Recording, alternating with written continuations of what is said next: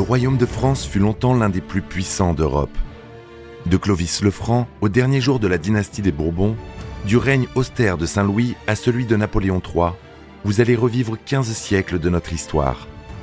Dans ce podcast, nous allons vous raconter les monarques français entre conflits, trahisons, rivalités et alliances. Vous écoutez Louis XVIII. Première partie. La Révolution française éclata le 14 juillet 1789 avec la prise de la Bastille.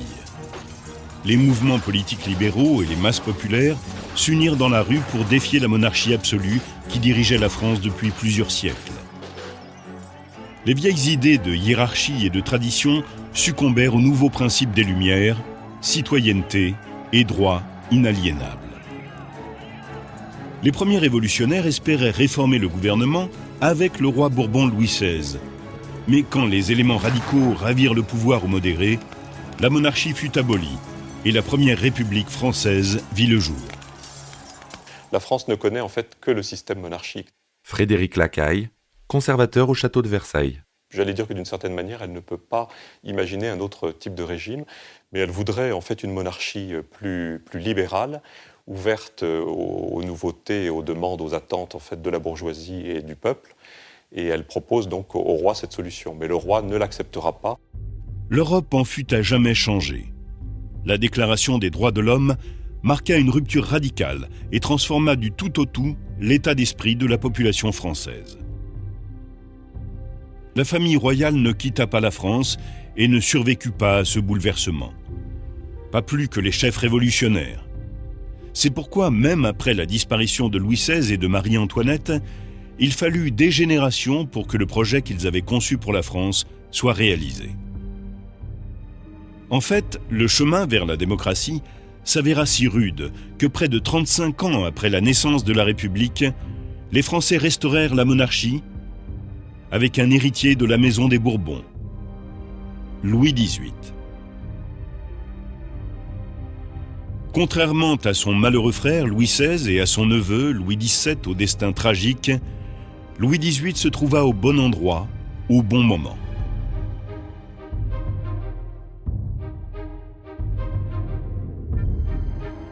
Louis XVI, après avoir été déposé, fut incarcéré avec son épouse Marie-Antoinette en août 1792 à la prison du Temple à Paris. Il y avait aussi là, outre le roi et la reine, leur fille Marie-Thérèse Charlotte, Madame Royale, leur fils Louis-Charles, dauphin de France, et la plus jeune sœur du roi, Madame Élisabeth. Le roi fut bientôt accusé de trahison, puis déclaré coupable et condamné à mort le 21 janvier 1793. Mon fils, bientôt je ne serai plus le royaume de France t'éloigner. Écoute ton peuple, aime ton peuple. Pour les royalistes de France et de l'étranger, et pour la plus grande partie de l'Europe, la mort de Louis XVI signifiait que le trône de France revenait à Louis-Charles, le dauphin, âgé de 8 ans. Selon la légitimité dynastique, il devait succéder à son père sous le nom de Louis XVII. Le plus jeune frère de Louis XVI, oncle de l'enfant, Louis Stanislas, comte de Provence, se déclara lui-même très vite régent de France. Bien sûr, tout cela n'était que des mots. Louis-Charles était emprisonné en tant qu'ennemi de la République et le comte de Provence, comme tous les émigrés, avait été déclaré traître. Selon les lois fondamentales du royaume, on ne peut pas choisir le roi de France.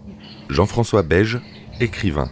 C'est la règle, le roi est mort, vive le roi. Il y a toujours un roi pour succéder à un roi, et c'est toujours l'héritier mâle aîné.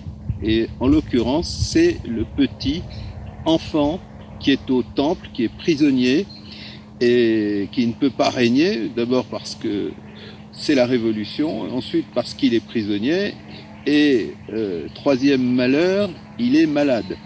Et il n'empêche que pour les royalistes, après Louis XVI, c'est Louis XVII, donc c'est cet enfant qui devient Louis XVII, et il le restera jusqu'à sa mort 2 ans plus tard. Et dans l'histoire, il y a un enfant roi qui s'est appelé Louis XVII. Le bouleversement qui suivit le régicide plongea la nation dans le chaos et provoqua un mouvement paranoïaque qui atteignit son comble dans ce qu'on a appelé la terreur. Il suffisait qu'un homme soit simplement soupçonné de déloyauté pour qu'il soit condamné par le tribunal révolutionnaire. La plupart des réformes démocratiques prônées par la Révolution furent suspendues et les exécutions commencèrent à grande échelle. La guillotine inventée en France et censée être une méthode d'exécution plus humaine permit d'envoyer des milliers d'aristocrates à la mort devant la foule des Parisiens assoiffés de sang. Dans la capitale, les exécutions se tenaient place de la Révolution, ancienne place Louis XV et actuelle place de la Concorde. Au Temple, la situation de la famille royale empirait.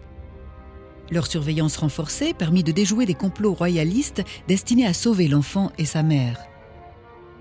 Louis-Charles, qui représentait une menace pour la Révolution, fut confié à un couple de gardiens. L'homme, ancien cordonnier, eut pour mission de rééduquer l'ancien dauphin et de lui apprendre à renier la monarchie et à soutenir la République. Le petit prince, intelligent et de caractère enjoué, né dans le magnifique palais de Versailles, n'avait connu que le confort, l'amour et la tendresse. Après 1789, il a été protégé des dures réalités de la Révolution par les serviteurs qui lui étaient dévoués et par ses parents qu'il adorait. Il était encore sous le coup de la mort inexplicable de son père lorsqu'on le réveilla une nuit en lui ordonnant de faire ses adieux à sa mère. Après de longues étreintes remplies de larmes, il fut arraché à ses bras. Louis-Charles ne revit jamais sa mère, ni sa sœur. Alors le fameux petit Louis XVII va vivre en réalité à peine une dizaine d'années. Michel de Decker, écrivain d'histoire.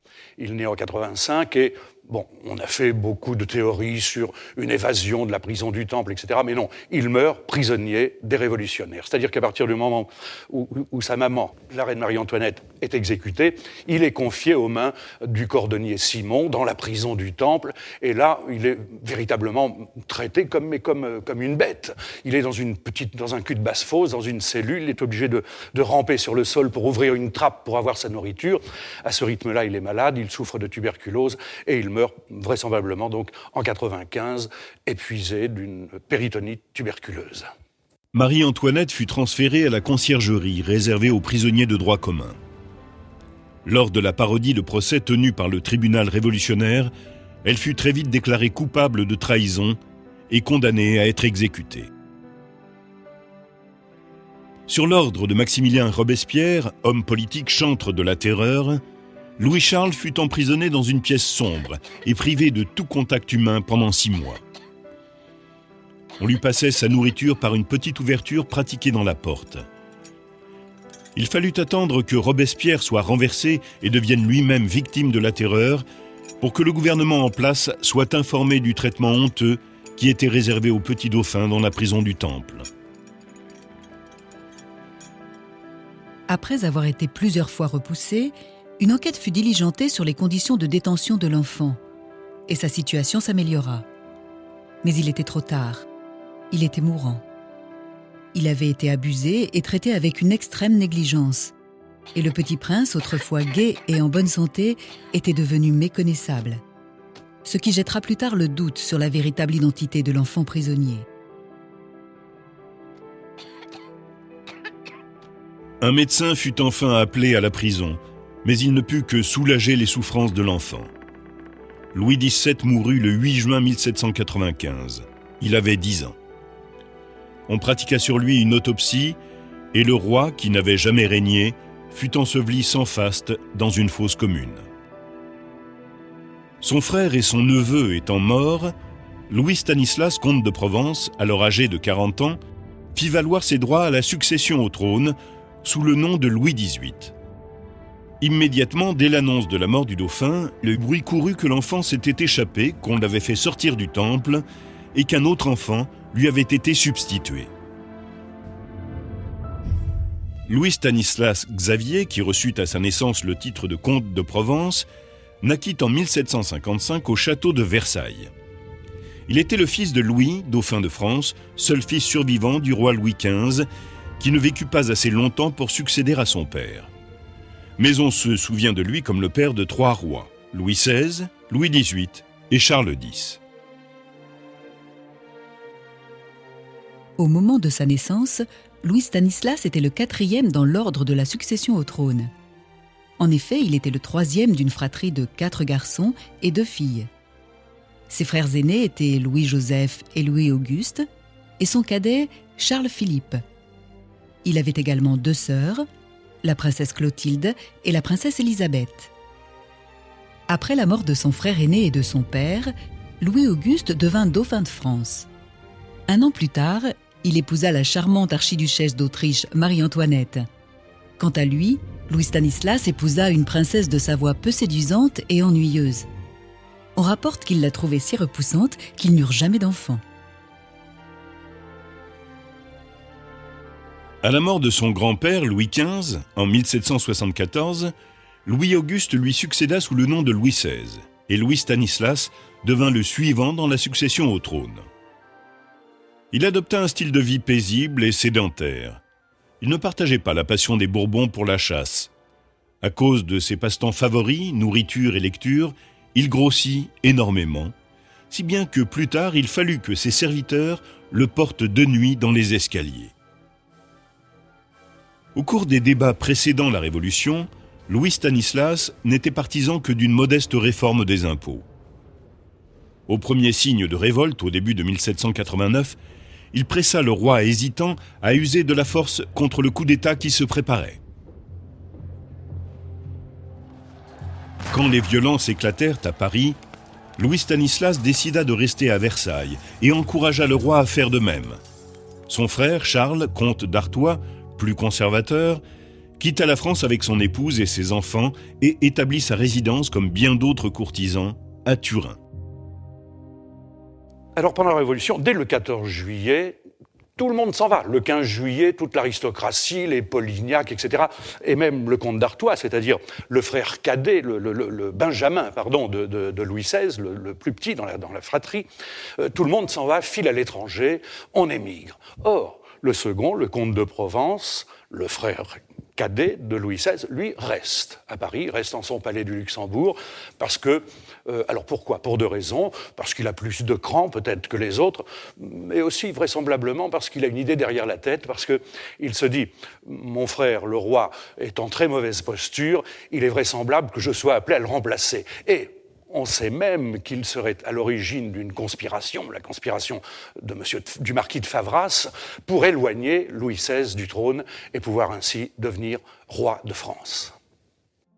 Quand la famille royale se trouva forcée de déménager à Paris, au palais des Tuileries, Provence et son épouse s'établirent au palais du Luxembourg. Ils dînaient régulièrement avec le roi et la reine jusqu'à leur fuite à l'issue malheureuse en 1791. Donc, ce jour de juin, le 11 juin, Louis XVIII est informé de la fuite. Son frère lui dit « Nous allons rejoindre M. de Bouillé et son armée vers le front de l'Est, à Montmédy. Il faut que vous partiez. » Il part, lui aussi, de son côté. Il quitte son palais du Luxembourg en se maquillant, se déguisant, en se mettant une grosse moumoute noire. Vous savez, il était rodouillard, il boitillait, il sautillait, en se mettant une redingote avec, bien affiché sur cette redingote, le cordon tricolore, bien sûr, pour qu'on le prenne pour un révolutionnaire. Et, fouette cocher, lui, il arrive à franchir la frontière paisiblement. Cette nuit-là, Provence quitta Paris. Il atteignit la frontière et rejoignit son plus jeune frère et la cour de France, exilé à Coblence, en Allemagne. Louis Stanislas part le même jour que Louis XVI, en fait. Il ne part pas dans la même direction et il perd moins son temps que Louis XVI, qui s'arrête en route, qui est confronté à différents accidents de voiture et des choses comme ça. Et il file, en fait, vers les Pays-Bas. Et il va ensuite entrer en quelque sorte en émigration. Il ne peut pas revenir en France. Et il va donc circuler un peu partout en Europe. Il va aller en Italie, on va le retrouver en Allemagne, en Pologne, et finalement en Angleterre avant sa restauration, enfin sa montée sur le trône en 1814. Louis XVI fut appréhendé au cours de sa célèbre fuite à Varennes.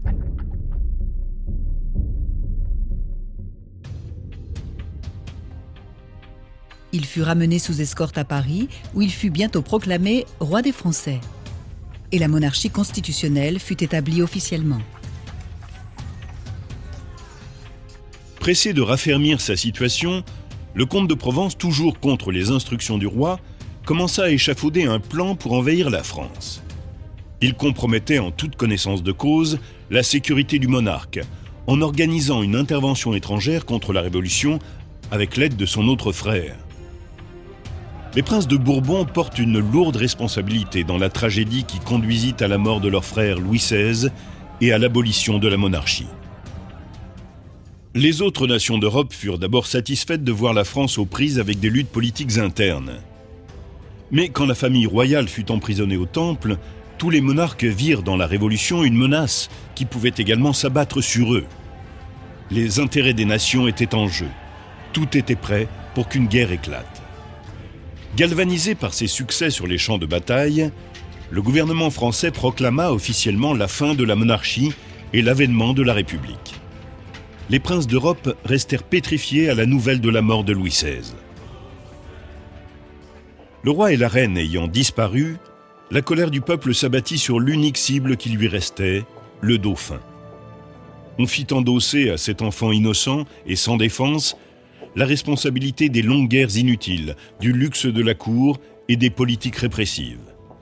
Louis-Charles devint la victime la plus lamentable de la Révolution. À la mort de son neveu, l'ambitieux comte de Provence, qui était à sa naissance 4e dans l'ordre de succession au trône, devint le prétendant légitime au titre de roi de France. Mais ces années d'exil ne faisaient que commencer. Le pays n'était pas prêt à retrouver un roi, et encore moins un souverain de la lignée des Bourbons. C'est à cette époque qu'un jeune général républicain, du nom de Bonaparte, courageux et bien fait de sa personne, ravit le cœur des Français.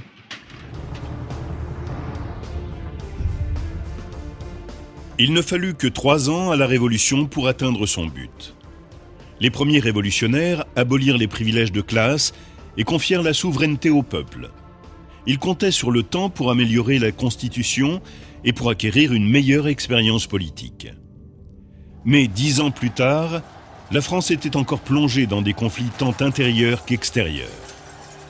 Les querelles de factions et la guerre contre les puissances étrangères retardaient la construction tangible des objectifs révolutionnaires.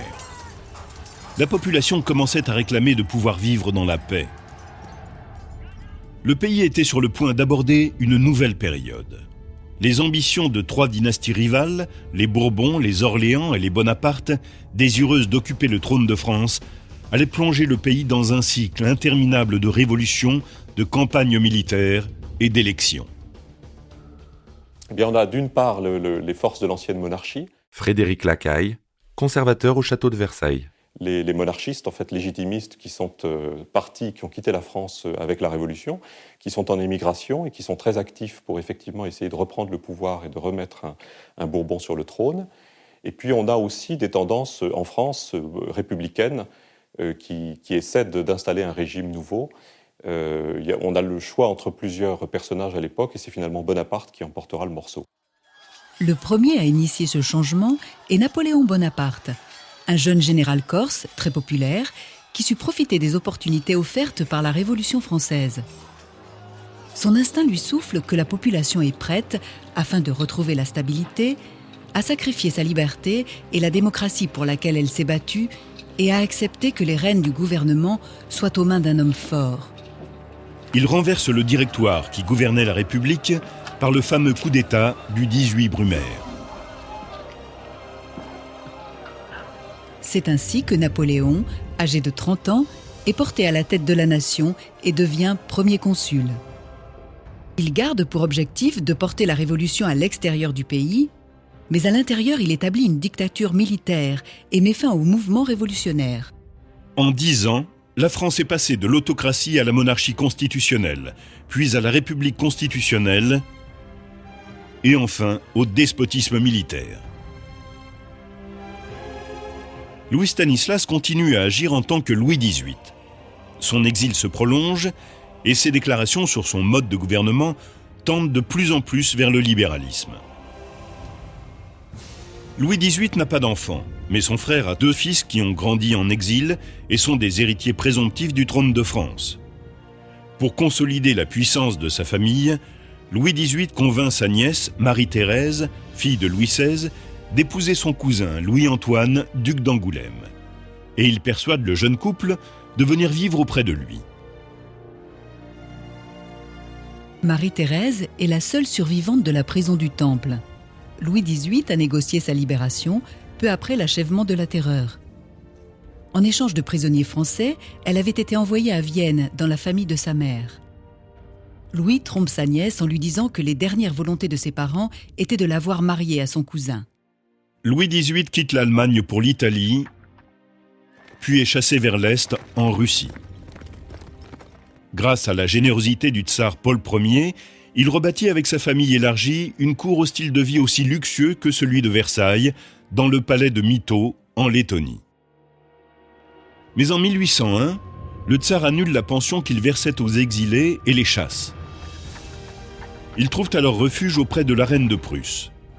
Quand les événements les forcent à quitter la Prusse, le nouveau tsar, Alexandre Ier, les invite à réintégrer leur résidence de Mytho et leur accorde à nouveau une pension, moins généreuse cependant.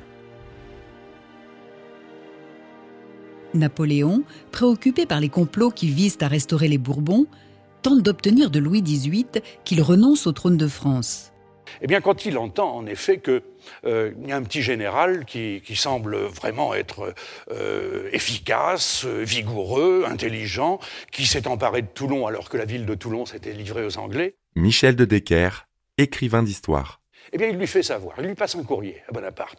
Il lui dit, écoutez, je vais revenir comme roi, parce que son ambition, et ça sera comme ça, éternellement, il veut régner. Il veut plus... Je crois qu'il faut voir cette nuance. Il veut plus être roi que régner. Il veut donc être roi. Et il écrit à Bonaparte. Il lui dit, écoutez, je vous nommerai lieutenant général du royaume. Et Bonaparte lui répond tout simplement, si vous revenez en France, il faudra que vous passiez sur 150 000 cadavres. Celui-ci refuse, et aussitôt Napoléon se couronne lui-même empereur des Français. Il promet à son pays de lui apporter la gloire après le chaos qu'il vient de traverser. Vous venez d'écouter Roi de France. Si vous avez aimé ce podcast, vous pouvez vous abonner sur votre plateforme de podcast préférée et suivre Initial Studio sur les réseaux sociaux. Roi de France est un podcast coproduit par Initial Studio et Merapi, adapté de la série documentaire audiovisuelle éponyme produite par Merapi. Cet épisode a été écrit par Thierry Bruand et Dominique Mougenot. Il a été réalisé par Franck Courvoisier. Production exécutive du podcast, Initial Studio. Production éditoriale, Sarah Koskiewicz et Mandy Lebourg, assistée de Sidonie Cotier. Montage, Johanna Lalonde, avec la voix de Morgane Perret.